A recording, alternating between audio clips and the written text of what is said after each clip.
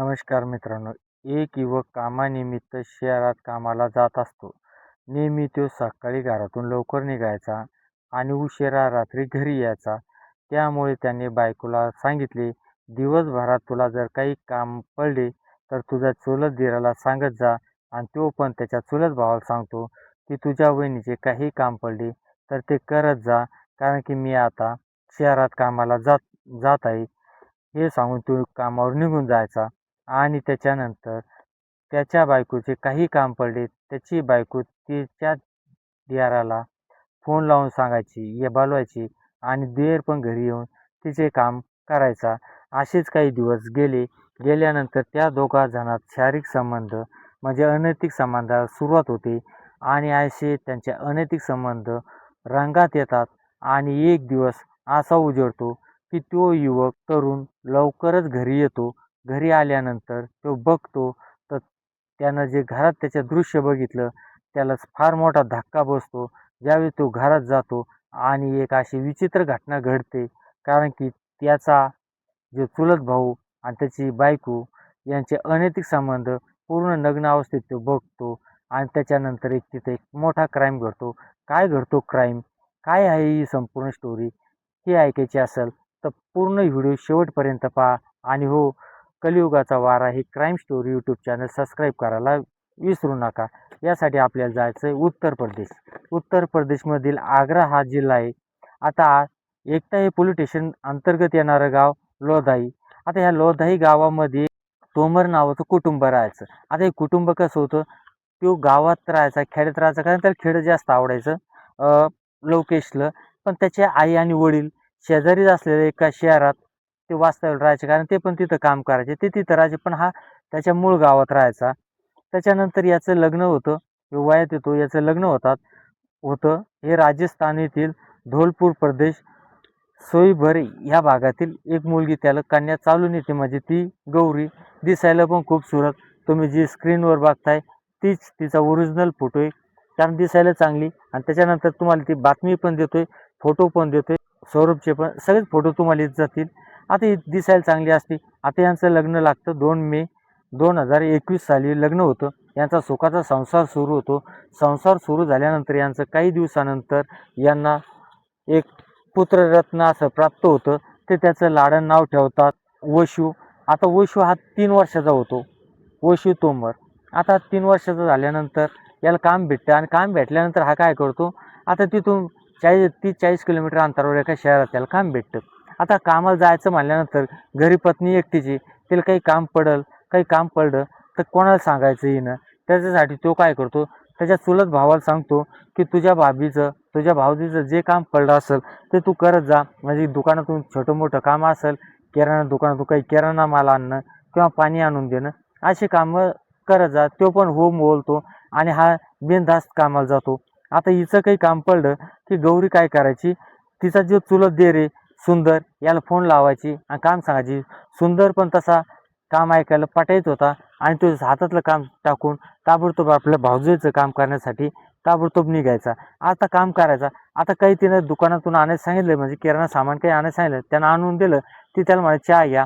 चहा घेताना बसल्यानंतर त्याची कब्बशी आणि हाताला हात लागायचे, गालाला गाल, नजराला नजरा भिडायच्या. याच्यातूनच त्यांच्या डोळ्याची भाषा एकमेकाला कळाली आणि त्याच्यातून अनैतिक संबंधाला सुरुवात झाली. आता अनैतिक संबंधाला सुरुवात झाली. आता यांचं काय व्हायचं, आता हा 3 वर्षाचा त्यांचा वंशी तोमर होता. हा शाळेत जायचा, अंगणवाडीत गेला की ही एकटी घरी राहायची आणि तो घरी राहायचा. आता यांचं काय, या दोघं जण आले दीर भावजे, यांचा नांगानाच चालायचा.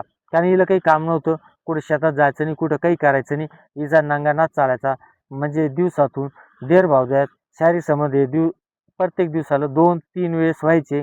आणि त्याच्यानंतर ह्यो याच्या घरी जायचा.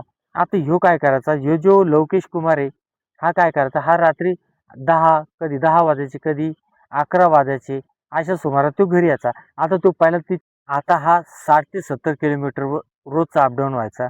आणि इतका थकून आल्यानंतर हा लवकर जेवण करायचा आणि झोपी जायचा. पुन्हा सकाळी उठायचा, कामाला जायचा.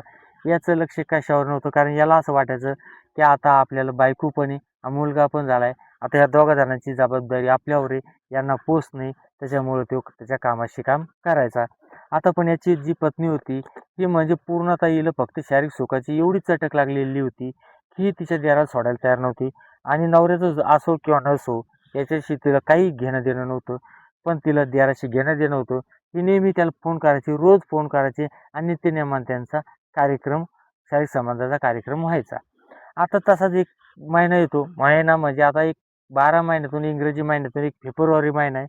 हा म्हणजे प्रेमी करणाऱ्याचा एक म्हणजे जल्लोष, एक सण आहे त्यांचा फेब्रुवारी महिना. तसाच एक फेब्रुवारी महिन्यातील 9 तारीख असते चॉकलेट डे. आता या चॉकलेट डे ती काय गौरी काय फोन लावते आणि सुंदरला म्हणते, "आज चॉकलेट डे, तुम्ही कधी मला चॉकलेट आणून देणार?" त्यावेळेस ते काय करते, आता तुम्ही बघितलंय हे नवीन पोर आहे, हे काय करतात, एक कॅडबरी मोठं चॉकलेट आणतात. ₹500-700 चॉकलेट आणतात कॅडबरी आणि ते एकमेकाच्या तोंडात धरतात आणि खात, खात, खात, खात जवळ येतात आणि त्याच्यानंतर ते अर्धं खाणार, हे अर्धं खाणार आणि त्याच्यानंतर त्यांचं किशिंग होणार आणि तिथून ते कार्यक्रम त्यांचा धाकणार. तसं पण यांनी केलं. यानं मोठं एक डेअरी मिल्क चॉकलेट आणलं, एकमेकाच्या तोंडात घातलं आणि एकमेकं खात, खात, खात गेले, जवळ गेले, ओठाला भिडले आणि त्यांचे दोघांचे पण कपडे, जे कापड होते अंगावरचे, ते कापडे काही टायमानंतर वेगळे झाले. म्हणजे पूर्ण ते नग्न अवस्थेत झाले आणि त्यांच्या कामवासनेला, अनैतिक संबंधाला, त्यांच्या शारीरिक संबंधाला सुरुवात झाली. आता सुरुवात झाल्यानंतर ते काय झालं, हे साधारण त्यांचे 7 ते 7:30चा वेळ असेल, या टायमाला त्यांच्या खेळाला सुरुवात झाली. पण त्याच वेळेस काय झालं, त्याच वेळेस तो लवकेश कुमार हा काही कामानिमित्त तो लवकर सुट्टी भेटली आणि तो घरी आला. घरी आल्यानंतर त्याचं गेट असं होतं, त्याला आतून काही कोंडा नव्हता, काही नाही. त्यानं मेन गेट उघडलं, आत आला. आतल्या खोल्या कुलप होते, म्हणजे काड्या होत्या, कोंडी होते आतून. पण त्यांना आतून आवाज, चित्रविचित्र बेडरूममधून आवाज येतोय म्हणून तो त्या बेडरूमच्या दिशेने गेला आणि आत बघतो तर त्याची तळपायाची आग मस्तकात गेली. कारण की त्याची जी धर्मपत्नी होती, जिच्यासाठी तो रात्रंदिवस जागायचा, पळ-पळ पाळायचा, मर-मर मारायचा, काम करायचा, त्याची ती धर्मपत्नी नग्न अवस्थेत, ती त्याच्या चुलत भावाच्या खाली पूर्ण नग्न अवस्थेत झोपेल आणि त्याचा चुलत भाऊ हा पूर्ण नग्न अवस्थेत एकमेकाचे शारीरिक संबंध सुरू आहे. त्याला इतका राग आला आणि रागाच्या जोशात त्यानं दरवाजा ठोठवायला सुरुवात केली. दरवाजा ठोठावून आत गेला. आत गेल्यानंतर असं भयानक घडलं, तो दांगडू करू लागला, तो मारहाण करू लागला. पण त्यावेळेस ते म्हणतात ना, शिकार करणारा कुत्र्याच्या मादात किंवा शिकार करताना तिथं गेल्यानंतर ते दुगणी त्यांची ताकद वाढते. तसे यांची शारीरिक संबंध हे अर्धवट राहिले होते. म्हणून त्यांची अशी चिडचिड तयार झाली आणि त्याच वेळेस तो सुंदर उठला आणि त्यानं लवकेशला पक्क धरलं आणि त्याची जी धर्मपत्नी होती, त्यानं जे 7 फेरे खाल्ले होते, तिनं धरलं, त्याला खाली पाडलं आणि त्याच्या तोंडावर उशी दाबली. उशी दाबून त्याची प्राणज्योत मालवली आणि त्याच्यानंतर त्या दोघा जणांनी थंड दिमाखानं त्याला एक साडीनं फास घेतला आणि पंख्याला लटकून दिलं.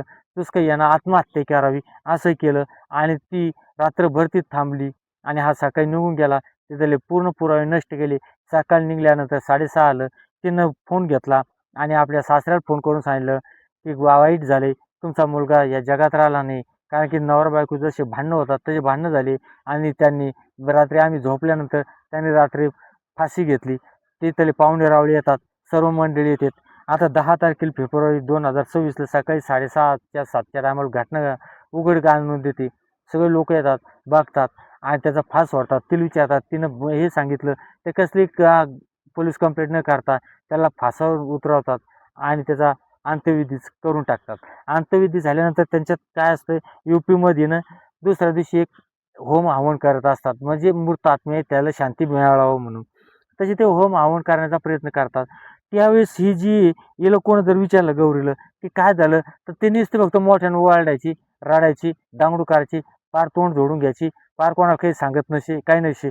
पण कोणी काही बोललं त्याच्याकडे तिचं पक्क लक्ष राहायचं. म्हणजे नाटकं जास्त करायची. आता हे काही जणीच्या लक्षात आलं, बायांच्या लक्षात आलं. बायांनी माणसात गेली. माणसं आल्यानंतर तिथं व्यक्ती आल्यानंतर त्यांनी तिला विचारलं, "नेमकं काय झालं? तू सरळ सांग. नाहीतर मग पोलिसवाले बोलावल्यानंतर तुला मारहाण करतील आणि तुला तिथं बोलावंच लागेल." त्यावेळेस तिनं जी माहिती दिली ती अत्यंत धक्कादायक होती. कारण जशी ती वरील प्रमाणे माहिती होती, ही धक्कादायक होती. कारण की जिनं ज्या नवऱ्यासोबत 7 फेरे घेतले, सुखी संसाराचे स्वप्न पाहिले, फक्त आपल्या आयुष्यासाठी, आपल्या कामवासनेसाठी, तिचा जो कुंकवाचा धनी होता, जो नवरा होता, ज्या मुलाचा बाप होता आणि तिचा ज्या पती होता, याची पण तिनं पर्वा केली नाही. फक्त एक चुलत दिरासाठी. कारण की तो काही तिला जन्मात पुरणारा नव्हता.